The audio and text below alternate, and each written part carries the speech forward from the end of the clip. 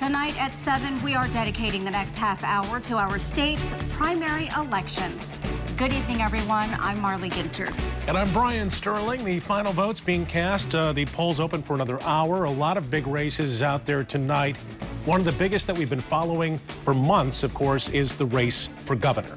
The results from today's election will set the stage for November when we select the next person to run our state. It's an important race, and that's why we have our crews spread out across the state. They are with each of the gubernatorial candidates as they wait for results from today's election. On top of that race for governor and the makeup of the state legislature, that's in for a big shakeup as well this election cycle.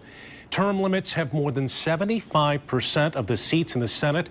They're up for grabs now in Lansing. That's right. And we're starting off our primary night coverage with political reporter Rick Alvin. He's taking a look at the biggest races we're following. All right, Rick, let's start with the governor's race. Marley and Brian, you couldn't have it more correct. This is a very big night for Michigan because there will be a wholesale change in Lansing in January. One of these 9 men, or perhaps some third-party candidate, may be in the mix when we come around to November, but we know for sure at least one Republican, one Democrat, and one Libertarian from this list. Bill Schuette, Brian Kelly, Jim Hines, Patrick Kolbeck, or, as you look at the Democratic field, Dr. Abdul El-Sayed, Gretchen Whitmer, and Sri Thanedar, and of course the 2 Libertarian candidates making it onto the ballot for the first time. Pardon me, Bill Gelano and John Tater. Now, that's the governor's race, and as you said, we've got people scattered all over the state to look at that. But there are other big races that we'll have, too. We're going to be talking about some of those because it's very important tonight as we go through. We'll be using this map to show you how the counties voted across the state, but there are also those big state Senate races, House races. We'll have them all compiled at woodtv.com, but we also have another big wall that we'll show you with all of those big races that we'll be following throughout the night. Marley, Brian? Tonight at 7, we are focusing our attention on the race for governor. Our crews have fanned out across the state, bringing you live coverage from each of the candidates. Leon Hendricks, Lindsay McComal, and Barton Dieters are all in the Metro Detroit area with the Democratic gubernatorial candidates. And Evan Dean, Heather Walker, Marvis Herring, and Brady Gillum had the Republican candidates covered. We're starting our coverage out with Evan. He's live in Midland with Bill Schuette's camp. Evan? Brian and Marley, good evening. Bill Schuette for governor on the big screen at the Dow Diamond here. Of course, we are in Midland. This is Schuette's hometown. Of course, this the site of his primary night party. You can see behind me, not a lot of party goers just yet. We're expecting them to get here between 7 and 8 o'clock, but we have seen some signs that have been a big part of his campaign. And we think this is actually a photo booth that's going to be used in a little bit. And you see right here, Jobs Gov, Paycheck Agenda, On Duty. These 3 hashtags that he's used because he thinks that he is the candidate that can bring the most jobs to Michigan. He also believes he's the right candidate because he's got that man's endorsement, President Donald Trump. Of course, so far things looking good as he's expected to be the winner. But, you know, we know those early polls, they don't always pan out. So it's something that we're going to continue to follow during this primary. Reporting live in Midland, Evan Dean, 24-Hour News 8. All right, Evan, sounds good. Thank you for that. And from Midland with Bill Schuette down to West Bloomfield with Brian Kelly. Heather Walker is with the lieutenant governor in his campaign tonight. Heather? Brian, we're actually waiting on Callie to arrive here. He's expected to be here in about 45 minutes. The last few minutes, we actually just saw a member of his campaign come here. Callie has asked us to meet him at this business that's now closed for the day. Now, Schuette has been leading the polls. Callie's been behind him in those. So that may have something to do with his decision to have us meet here instead of have a watch party with the media. However, we do expect to speak with him in just minutes. Again, we're on the east side of the state near Detroit in West Bloomfield. We'll let you know what he has to say about this move coming up. Reporting live in West Bloomfield, Heather Walker, 24-Hour News 8. All right, thank you, Heather. And switching now to the Democrats, 3 candidates. We're hoping for your vote today. We'll get to Abdul El-Sayed's party in just one moment. But first, 2 of our crews are in Detroit. Lindsay McComal is with Sri Thanedar, and Leon Hendricks is with Gretchen Whitmer's camp. Want to start tonight with Leon. Leon? Marley, good evening to you. Yes, there's a lot of excitement here, cautious optimism going into this. Gretchen Whitmer, the front runner for sure for the Democrats, and a lot of people believe that this is her race to lose. In fact, we actually got a chance to see Gretchen Whitmer around 4 o'clock today. She was leaving out of the back of this hotel, getting into a bus. She certainly had a pep in her step, walking with her team, and clearly is going in today with a lot of confidence as she is leading in the polls. But as Evan pointed out rightly, those polls don't always translate to votes. That's what we're waiting to see, whether that happens here and whether this comes out as a victory for Gretchen Whitmer. Her team certainly expecting that. They're watching their numbers and their analytics very closely. We're staying in touch with them, and of course we'll be here as this room starts to fill up tonight. Right now we are reporting live in Metro Detroit. Leon Hendricks, 24-hour News 8. All right, thank you for that, Leon. Lindsay McComal also in Detroit. She's with political newcomer Shri Tanadar's camp. Lindsay.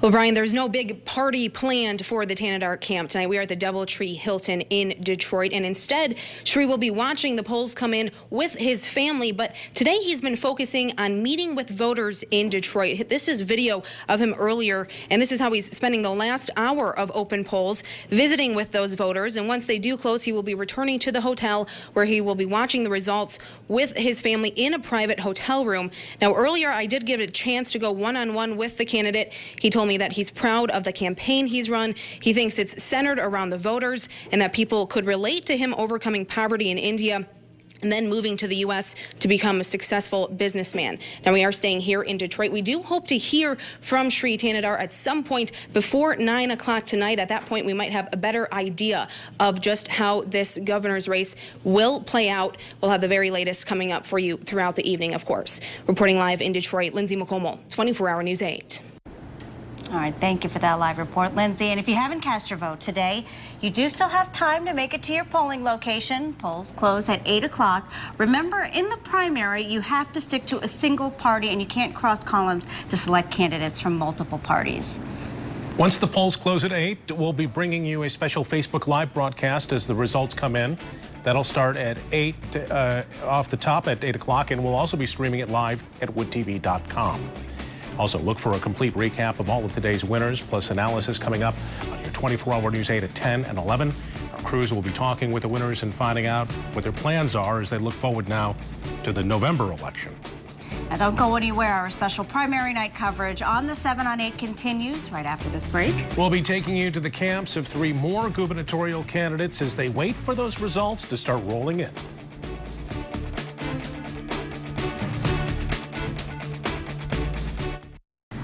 And welcome back to the 7 on 8 on this primary night in Michigan. There are 4 Republican candidates and 3 Democratic candidates hoping to make it to November's gubernatorial race. We just took you to 4 of those camps, and now let's get to the other 3. We'll start with Barton Dieters, live with Democrat Abdul Al-Sayed in Detroit. Barton.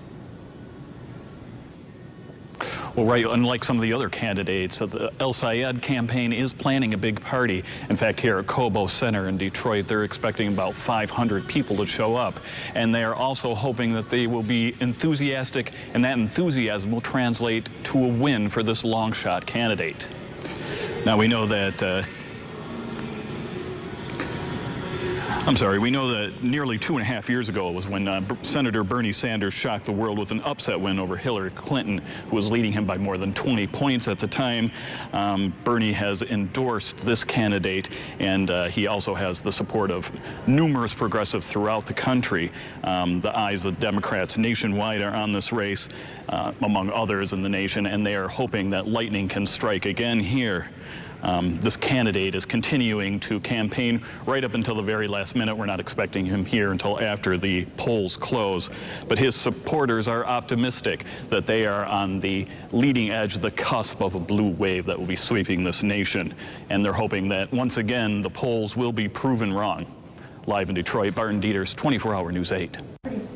Okay, Barton, and from the Democratic candidates now to the Republicans, Marvis Herring, live in Holt, where Patrick Colbeck and his supporters are lining up. Marvis? Right, yeah. Senator Patrick Colbeck's campaign manager just told me minutes ago that we'll get one of the first interviews with the senator once he arrives here to this church we're at in Holt. But it's still unclear when exactly he'll get here, but I'm told it will be before those polls close at 8 o'clock. All week we've been tracking his tweets and the tone today, the same as it's been his entire campaign, confident that his plans will yield success tonight when those results come rolling in. We'll see that shortly. But Senator Colbeck currently represents the northwest part of Wayne County. Time and time again, he's claimed that he and Dr. Jim Hines have been left out of the media coverage, but you probably caught him on To the Point here on Wood TV, as well as during our live GOP debate, where he laid out plans to improve our roads and stop letting D.C. and Lansing decide how local schools run. There's clearly a lot planned here from the live music. The campaign manager that told me that hundreds are expected here, and she says you may see an even bigger turnout once we get those results from today's election. We'll let you know as soon as we get that interview and any updates, but for now, we're live in Holt. Marvis Herring, 24-Hour News 8. All right, we'll certainly look for it. Thank you, Marvis. Let's send things out to Brady Gillum now. He's live in Saginaw with Dr. Jim Hines' camp. Brady? Well, good evening. As you said, I'm here in Saginaw with Dr. Jim Hines' campaign. They're feeling very confident about tonight's results. I'm told from the campaign manager that they've done some polling on their own, and maybe 2 out of 10 voters are showing support for Dr. Hines. And of course, in a four-way race, that equals quite a few votes. Of course, we're going to be here all night covering the results, and we'll have more interviews with Dr. Hines once we get them. But for now, reporting live in Saginaw, Brady Gillum, 24-Hour News 8. And we are just about 45 minutes away from polls closing here in Michigan, and that's when our coverage really kicks into overdrive. As the results start coming in from all of the big races, we'll be sharing those results with you. Our political reporter, Rick Albin, on set now, giving us a look at how he'll be tracking all of the big races. Rick? This is really one of the most enjoyable parts of this, because after all of the work that all of these campaigns have put in, after all the coverage, after all of the debates, tonight we'll finally see how it plays out, and it'll be right here on this big screen. This is a map of the state of Michigan, which I don't have to tell you, but what you may not know is that this interactive map will automatically populate with the numbers as they are reported by the county clerk's offices around the state. We're going to be concentrating on key areas like Wayne County, Michigan, where we know a big turnout today could be a big, important benefit for Democrats, even carrying over into November. Same for Macomb and Oakland counties. We want to know what both of these counties do for both Democrats and Republicans.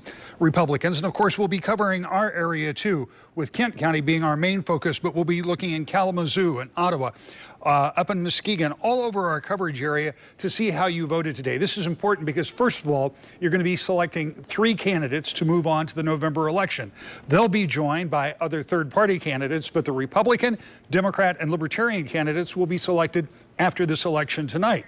And that will have some indication of what we may be seeing coming up in November, or at least give us some thoughts. We've got a lot of coverage coming up tonight, including our Facebook Live starting at 8 o'clock. And Brian and Marley, I'm hopeful that by 8:15 I start seeing numbers pop into that big screen. Then, of course, we'll be here at 10 o'clock tonight on WXSP, 11 o'clock at Wood TV. And I'm hopeful that at 11:30 we'll have some answers by this thing. But here's a cautionary note. I talked to one of my operatives in Wayne County, and they said they could be a little slow coming in. Okay. Which, that's always, waiting for those results. It can be tedious. And they had a lot of people turn out today, so the more people they had, it could take a while. But we're hopeful that by 11:30 we have at least a good indication. Okay. Rick, thank you.